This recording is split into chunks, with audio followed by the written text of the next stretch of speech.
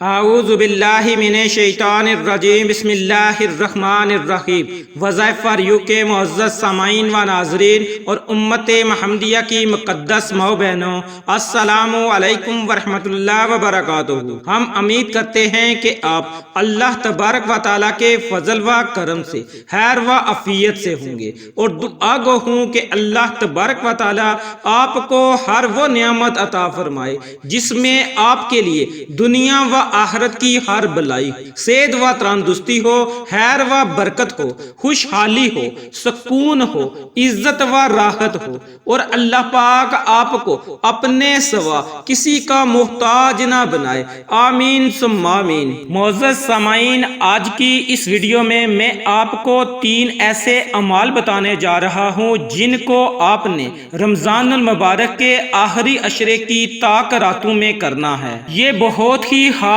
اور مجرب اعمال ہیں۔ ان کو آپ نے رمضان کے آخری عشرے کی طاق راتیں مثلاً 21، 23، 25، 27 اور 29 رمضان کی رات کو کرنا ہے، اور اگر ان کو آپ ان 5 راتوں میں نہ کر سکیں تو کم از کم آپ نے ایک رات کو اس عمل کو لازمی کرنا ہے۔ سامعین، رمضان المبارک کے آخری عشرے کی بڑی فضیلت ہے، کیونکہ اللہ رب العزت نے رمضان المبارک کے آخری عشرے کی طاق راتوں میں ایک ایسی رات رکھی ہے جسے شب قدر کہتے ہیں، اور اس رات کے بارے میں قرآن مجید میں ایک مکمل سورت القدر موجود ہے، جس میں فرمایا کہ ہم نے اس قرآن کو شب قدر میں نازل کیا ہے، اور تم کیا جانو کہ شب قدر کیا ہے؟ شب قدر 1000 مہینوں سے زیادہ بہتر ہے۔ فرشتے اور روح الامین اس میں اپنے رب کے حکم سے زمین پر اترتے ہیں، اور یہ رات سراسر سلامتی ہے طلوع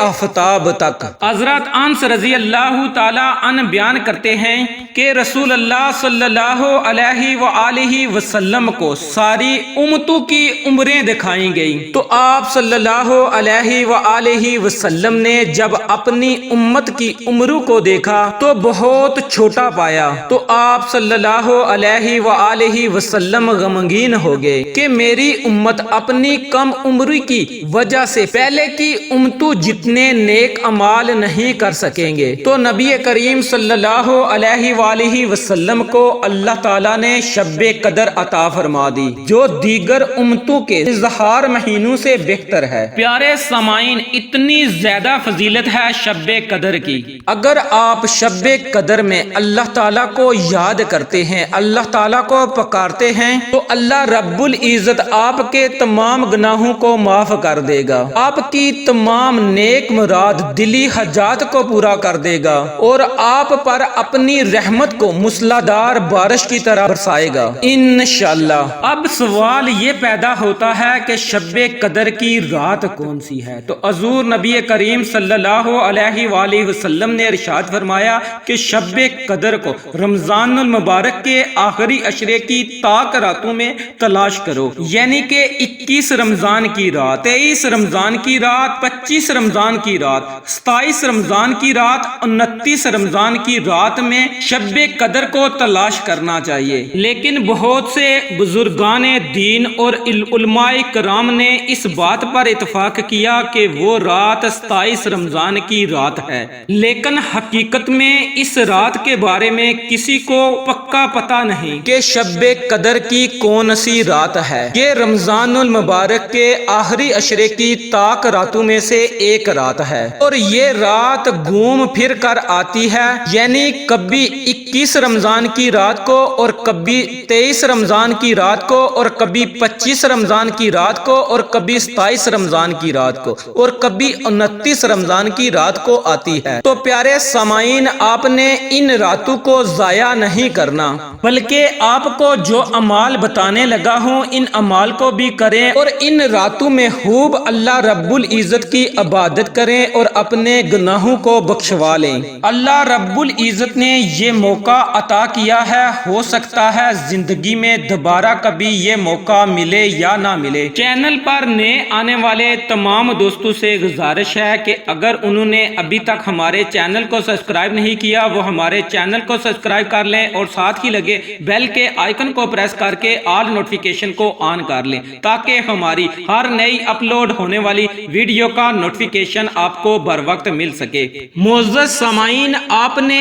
ان 5 طاق راتوں میں جو سب سے پہلا عمل کرنا ہے وہ ہے صدقہ خیرات۔ آپ نے صدقہ خیرات اپنی استطاعت کے مطابق، اپنی طاقت کے مطابق نکالنا ہے۔ اگر آپ زیادہ صدقہ و خیرات نہیں نکال سکتے تو آپ 5 روپے، 10 روپے، 100 روپیہ، 500 روپیہ، 1000 روپیہ، جتنی آپ طاقت رکھتے ہیں، جتنی آپ استطاعت رکھتے ہیں، اتنا آپ نے صدقہ و خیرات نکالنا ہے۔ اور کوشش کریں کہ آپ نے ان 5 راتوں میں ہر رات میں آپ نے صدقہ و خیرات نکالنا ہے۔ اور اس کے بعد جو آپ نے 2 عمل کرنے ہیں ان کے بارے میں حضور نبی کریم صلی اللہ علیہ وآلہ وسلم نے فرمایا کہ جو شب قدر میں 2 رکعت نماز پڑھے، ہر رکعت میں بعد سورۃ فاتحہ کے سورۃ اخلاص 7 مرتبہ پڑھے، بعد سلام کے 70 مرتبہ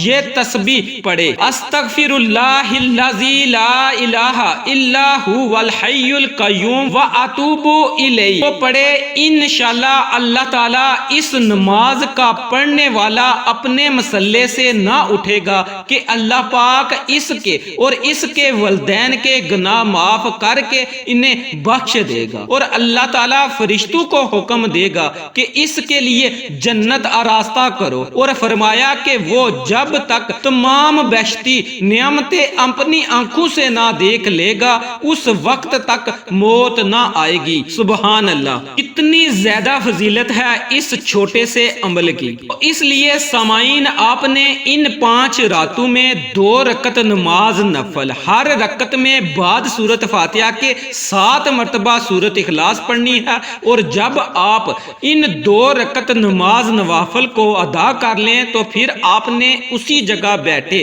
70 مرتبہ استغفر اللہ الذی لا الہ الا هو الحی القیوم واتوب الیہ کو آپ نے 70 مرتبہ پڑھنا ہے، اور اس کے اول آخر آپ نے 3 مرتبہ درود ابراہیمی پڑھنا ہے۔ جب آپ رمضان المبارک کے آخری عشرے کی طاق راتوں میں ان 3 اعمال کو کر لیں، صدقہ و خیرات نکال لیں، 2 رکعت نماز نفل پڑھ لیں اور 70 مرتبہ یہ تسبیح پڑھ لیں، تو پھر آپ نے اپنے سر کو سجدے میں رکھ کر اللہ رب العزت سے اپنے گناہوں کی معافی طلب کرنی ہے، اور اس کے بعد آپ نے عاجزی اور انکساری کے ساتھ اللہ رب العزت سے دعا کرنی ہے کہ مولا مجھے اس بابرکت رات کے صدقے میرے گناہوں کی معافی فرما، مجھے اور میرے والدین کو بخش دے، مجھے صراط المستقیم پر چلنے کی توفیق عطا فرما، یہ جو مصیبتیں، یہ جو پریشانیاں، یہ جو